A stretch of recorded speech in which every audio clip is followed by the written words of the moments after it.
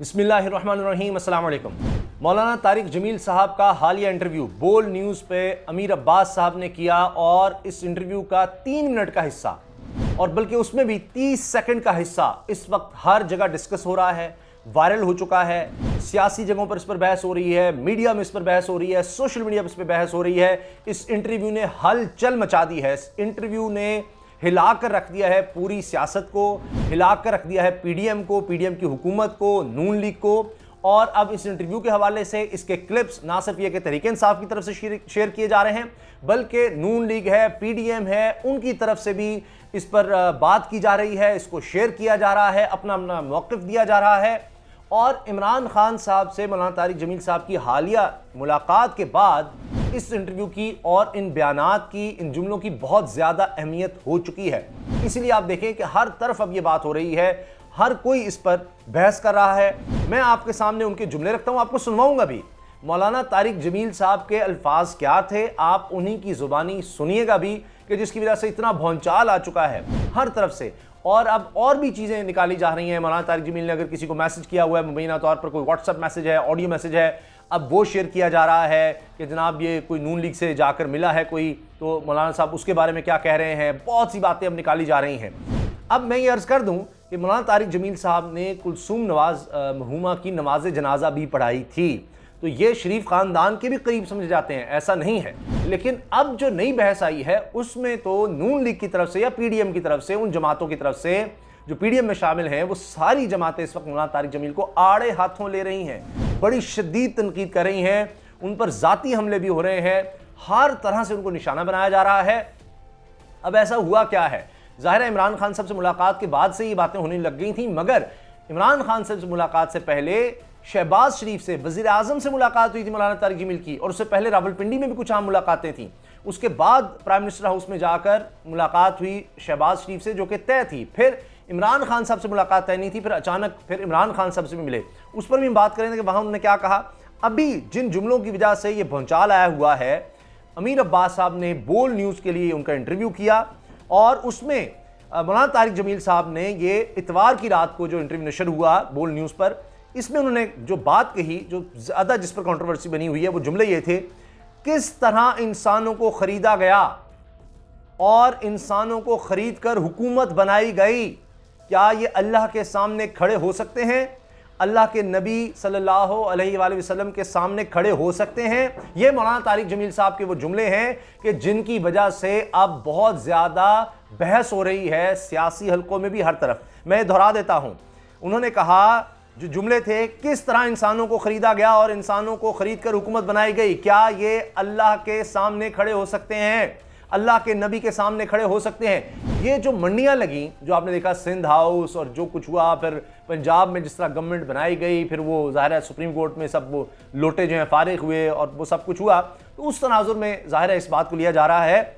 अब इसके अलावा मौलाना साहब ने कहा, ये 3 मिनट का है जो इंटरव्यू का हिस्सा जो वायरल हुआ है, उसमें भी 30 सेकंड का, मैं आपको सुनवाऊंगा उसका कुछ हिस्सा। अब इस क्लिप में तारिक जमील साहब इसके अलावा जो बात कर रहे हैं वो इसके अलावा वो कह रहे हैं जनाब कि आप ये देखें, एक तो ये बात हुई मौलाना साहब ने जो की, मैंने जिस तरह से अर्ज़ किया, उसके बाद हाँ जी ये वो जुमले सामने आ गए हैं कि मौलाना तारिक जमील मज़ीद कहते हैं कि पाकिस्तान की माओं ने अच्छे डॉक्टर पैदा किए, अच्छे साइंसदान, अच्छे स्कॉलर पैदा किए, लेकिन किसी माँ ने आज तक ऐसा सियासतदान नहीं पैदा किया जो कहे मुझे अपने नबी सल्लल्लाहु अलैहि वसल्लम के तरीके पर निज़ाम चलाना है, अगर नहीं चलाऊंगा तो छोड़ दूंगा। ये सारे जो वज़ीर हैं, बादशाह हैं, ये जो जज बैठे हुए हैं, जो अपने आप को बहुत कुछ समझते रहे हैं, इनके हाथ सर के पीछे बंधे हुए होंगे। अच्छा, वो इंटरव्यू में बाकायदा हाथ पीछे बांध कर भी दिखाते हैं कि इस तरह से इनके हाथ बंधे होंगे और अल्लाह इनसे पूछेगा, बोलो क्या क्या क्या किया हुकूमत में, वजारत में, अदालत में, कैसे फैसले किए। अगर इनके फैसले सही ना हुए तो इन्हें बंधे हाथों के साथ ये बदबख्त जहन्नम में चले जाएंगे। अगर वो सवालों के जवाब सही दे सके तो फिर इनके हाथ खुले छोड़े जाएंगे और इनको जन्नत में डाला जाएगा। अब हुआ ये है कि ये जाहिर है कि बराह रास्त पीडीएम को लग रहा है कि जनाब खरीदो फरोख्त और ये सारी बातें मौलाना तारिक जमील ने तो ये हमें उड़ा कर रख दिया है। अब اس کے بعد تحریک انصاف کے ٹویٹر سے بھی میں نے آپ سے عرض کیا شیئر ہو رہا ہے، دیگر جگہوں سے بھی اس پر خواجہ سعد رفیق اور خواجہ محمد آصف سمیت مختلف صحافیوں نے اس پر اپنے رد عمل کا بھی اظہار کیا ہے۔ خواجہ سعد رفیق نے ٹویٹر پر یہ کہا ہے، مولانا آپ کے تازہ سیاسی خیالات اور رویے سے سخت اختلاف کے وجود ذاتی تعلق کے باعث احتراماً میں نے کبھی آپ کے خلاف بات کی نہ سنی، آپ کا بیان حقائق منافی اور بلا تحقیق و ثبوت ہے، وضاحت درکار ہو تو میں حاضر ہو کر پیش کر سکتا ہوں، آپ سے غلط بیانی کی گئی ہے۔ اب اس میں باقاعدہ انہوں نے نون لیگ کا ویسے نام نہیں لیا، میں آپ کو وہ جملے سنوا دیتا ہوں، خود سعد رفیق صاحب نے یہی والے جملے جو ہیں وہ شیئر کیے ہیں، وہ میں آپ کے سامنے رکھتا ہوں جناب، یہ دیکھیے گا، یہ سنیں آپ۔ کس طرح انسانوں کو خریدا گیا اور کس طرح خرید کے ایک دھوکے سے حکومت بنائی گئی، کیا یہ اللہ کے سامنے کھڑے ہو سکتے ہیں؟ آپ یہ سوچئے کہ مولانا طارق جمیل صاحب کہہ رہے ہیں کس طرح انسانوں کو خریدا گیا، کس طرح سے یہ حکومت کھڑی کی گئی، اور یہ کیا اللہ کے سامنے کھڑے ہو سکتے ہیں؟ آگے جملے سنیے۔ اللہ کے نبی کے سامنے کھڑے ہو سکتے ہیں؟ کم بختو، میں نے تو اولاد ذبح کروا دی اور تم چند ٹکوں پہ تم نے 22 کروڑ عوام کو ذلیل و خوار کر کے رکھ دیا۔ اب آپ یہ دیکھیے، یہ ان کے جملے ہیں جناب۔ اب اس پر خواجہ آصف صاحب نے بھی سید عمران شفقت صاحب کی جو ٹویٹ ہے اس کو ری ٹویٹ کیا ہے، جس میں سید عمران شفقت صاحب کہتے ہیں جی مولانا یہ بات فیصل وڑائچ صاحب کی موجودگی میں ٹیلنگز کے ساتھ گفتگو کرتے ہوئے بھی کہی تھی، مگر تب ان سے یہ کہا گیا کہ پیسے لینے کا محض الزام ہے جو ابھی ثابت نہیں ہوا، تو مولانا نے فوراً کہا کہ اس بات کو کاٹ دیں، یہ آن ایئر نہ جائے۔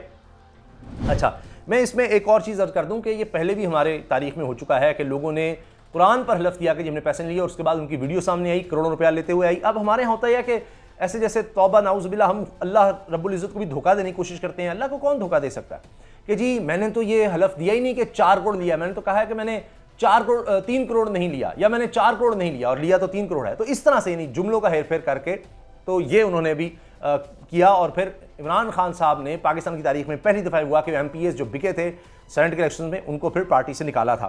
تو یہ بات میں نے آپ سے ضمن عرض کر دی۔ اچھا، پھر پاکستان تحریک انصاف کے آفیشیل پیج نے اس عبارت کے ساتھ ویڈیو شیئر کی ہے کہ جنہوں نے انسانوں کو خرید کر حکومت بنائی وہ قیامت کے دن کیسے سامنا کریں گے۔ اچھا، تو یہ بہت زیادہ اب یہ چیز وائرل ہو رہی ہے۔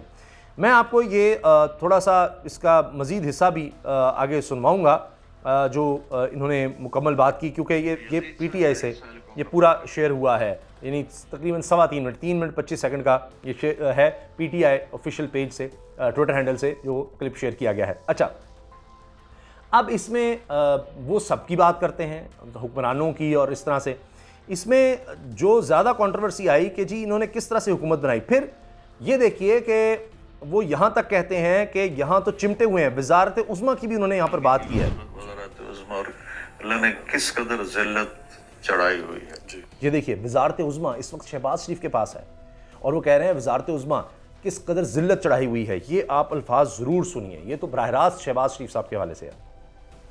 یہ ان سارے سیاسی لوگ اللہ کرے میری بات سنیں جو اقتدار سے چمٹے رہتے کہ یہ چھوٹی چھوٹی وزارتیں، اور وہ بھی مانگی تانگی کی وزارتیں، مانگی تانگی کی وزارت عظمیٰ، اور اللہ نے کس قدر ذلت چڑھائی ہوئی ہے۔ جی،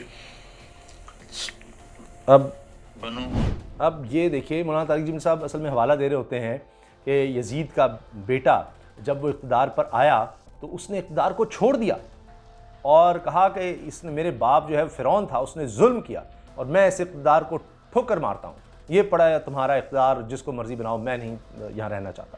اس نے 40 دن کے اندر اندر یہ سب کچھ کر دیا۔ تو یہاں سے وہ کہتے ہیں کہ جی آج کل تو کوئی وزارتیں نہیں چھوڑتا، اور یہ وزارت عظمیٰ کا انہوں نے حوالہ دیا ہے، کس قدر ذلت ملی ہوئی ہے۔ یہ وزارت عظمیٰ وزیر اعظم کا ہے اور شہباز شریف صاحب پر وہ کہہ رہے ہیں، جبکہ شہباز شریف صاحب سے ان کی حالی ملاقات ہوئی، اور پھر یہ بات آئی کہ جی وہ کچھ یعنی ان لوگوں میں ہیں جن کی ہر طرف سنوائی ہوتی ہے، تو کوئی راستہ نکالا جائے، جس طرح کا ماحول بنا ہوا ہے۔ تو پھر یہی بات ہوئی کہ جی لگتا یہ ہے کہ عمران خان صاحب نے کہا کہ جب تک الیکشن اناؤنس نہیں ہوتے نہیں ہو سکتا، یہ سب اس طرح دھوکے باز ہیں اور میں کسی پر اعتبار نہیں کر سکتا، میرے ساتھ پہلے بہت دھوکہ ہو چکا۔ تو اس وقت بھی مولانا طارق جمیل صاحب جب ملاقات عمران خان صاحب سے کرنے والے تھے، اور اسی دن اعجاز الحق صاحب کی ملاقات ہوئی تھی اور اہم حلقوں کا پیغام بھی عمران خان صاحب تک پہنچایا گیا تھا، تو اس وقت بھی یہ چیز سامنے آ رہی تھی کہ کوئی معاملات طے کرنے کی بات ہو رہی ہے. اچھا, مولانا صاحب نے وہاں پر میڈیا سے بات کی تھی عمران خان صاحب سے ملاقات سے پہلے, اور کہا یہ تھا کہ مہنگائی کے حوالے سے سوال ہوا تو انہوں نے کہا کہ قوم استغفار کرے, اور میں حکمرانوں سے کہنا چاہتا ہوں, سیاستدانوں سے, کہ اس کو کبڈی کا اکھاڑا نہ بنائیں ملک کو, اور یہ کہ اتنی مہنگائی ہو گئی ہے, اتنی تباہی ہو گئی ہے, لوگ بددعائیں دے رہے ہیں, تو کچھ جو حکمران ہیں وہ سوچیں. تو یہ بات اب بھی مولانا صاحب کہہ رہے ہیں کہ اتنی مہنگائی ہے, لوگ بددعائیں دے رہے ہیں, لوگ پریشان ہیں. تو یہ تو ہے, مہنگائی تو اس قدر ہے کہ حکمرانوں کو شاید اس کا اندازہ کبھی بھی نہیں ہو سکتا, کیونکہ ان کے اثرات ان پر تو نہیں اس طرح جا رہے. تو بہرحال یہ اس انٹرویو کا حصہ ہے جہاں پر وہ صاف طور پر کہہ رہے ہیں کہ جناب یہ کس طرح سے ساری خریداری ہوئی. وہ میں آپ کو دوبارہ سنوا دیتا ہوں تھوڑا سا. جی, اور کس طرح خرید کے ایک دھوکے سے حکومت بنائی گئی, کیا یہ اللہ کے سامنے خرید کر کس طرح دھوکے سے حکومت بنائی گئی, آپ نے سنا. تو یہ وہ بات کر رہے ہیں, اور آخر میں پھر وہ مزید حکمرانوں کا حوالہ دیتے ہیں. جو وزیر ہیں, بادشاہ ہیں, اور یہ جو جج بیٹھے ہوئے ہیں, جو آج اپنے آپ کو بہت کچھ سمجھ رہے ہیں, یہ قیامت کے دن ان کے ہاتھ یہاں بندھے ہوئے ہوں گے, یہاں, اور اللہ ان کو یہاں اس طرح باندھے ہاتھ کھڑے کر پوچھے, بولو کیا کیا حکومت میں. اب وہ اوور آل تمام حکمرانوں کی یا مقتدر لوگوں کی, طاقت کے عہدوں پر بیٹھے لوگوں کی بھی بات کر رہے ہیں, اور جس طرح انہوں نے کہا کہ سیاستدان, ڈاکٹر یہاں مایوں نے پیدا کیے مگر کوئی ایسا سیاستدان نہیں آ سکا. اب اس میں وہ سب کی بات کر رہے ہیں, سبھی کی, کہ جو کہے کہ میں اپنے نبی کے نظام کو لانے کی کوشش کروں گا, اور اگر نہ کر سکا تو چھوڑ دوں گا. یہاں کوئی نہیں, کچھ نہیں چھوڑتا ہے, تو کونسلر کا بھی کوئی عہدہ نہیں چھوڑتا. تو یہ ساری بات ہے. لیکن اس سے اب اس وقت پی ڈی ایم ہل چکی ہے کہ مولانا طارق جمیل نے کیا کہہ دیا, اور بڑی شدید تنقید ہو رہی ہے. جبکہ میں آپ سے عرض کر چکا ہوں کہ وہ شریف خاندان کی بہت قریب ہیں, اور میں نے اس کا ایک حوالہ صرف دیا. کئی ملاقاتیں کی ہیں, کئی اہم مواقع پر مولانا طارق جمیل صاحب سے انہوں نے ملاقاتیں بھی کیں, بہت کچھ ان سے کہا بھی, بہت کچھ پھر اندر کی کہانیاں ہیں. تو میں نے جس طرح عرض کیا کہ کلثوم نواز صاحبہ, مریم صاحبہ کی والدہ, نواز شریف صاحب کی اہلیہ, ان کے انتقال کے بعد ان کی نماز جنازہ مولانا طارق جمیل صاحب نے پڑھائی, ان کو اسپیشلی بلایا گیا. تو یہاں تک آپ سوچئے کہ ان کا ادب احترام کیا جاتا ہے شریف خاندان میں. لیکن اب چونکہ انہوں نے بات ایسی کر دی ہے کہ اب وہ سب بلا دیا گیا ہے, اب مولانا طارق جمیل جناب نشانے پر ہیں, اور اب بہت سی چیزیں لائی جا رہی ہیں, بہت سی ان کی باتیں سامنے آ رہی ہیں. اور اب یہ ہے کہ اگر کوئی بھی شخص وہ سیاست کے حوالے سے بات کرے گا تو پھر وہ نہیں دیکھا جائے گا کہ اس سے کیا تعلق ہے, کس طرح کا تعلق ہے. تو اب یہ سمجھ لیں کہ اس کے ساتھ تو یہ ہوگا. تو یہ اس وقت صورتحال بن چکی ہے. اور اب یہ صرف یہ نہیں ہے کہ اس کو سوشل میڈیا تک, میں نے اب بتایا خواجہ سعد فریق, خواجہ آصف, وہ اب اس پر رد عمل دے رہے ہیں, دیگر لوگ بھی اس پر رد عمل دے رہے ہیں. تو اب یہ بات بہت زیادہ کنٹروورشل ہو گئی ہے, بہت زیادہ اس کو کنٹروورشل مزید کیا جا رہا ہے, کنٹروورسی بنائی جا رہی ہے. تو لگتا اس سے یہ ہے کہ جو بھی شہباز شریف کا پیغام تھا, یا شہباز شریف سے ملاقات کا معاملہ تھا, اس کے بعد عمران خان صاحب سے ملنا تھا, وہ کوئی بات بنی نہیں ہے, جو معاملات کوئی طے نہیں ہوئے. اور اس وجہ سے بھی اب یہ زیادہ تلخیاں پیدا ہو گئی ہیں, اور وہ سمجھتے ہیں شاید کہ مولانا طارق جمیل کی اب ضرورت نہیں رہی.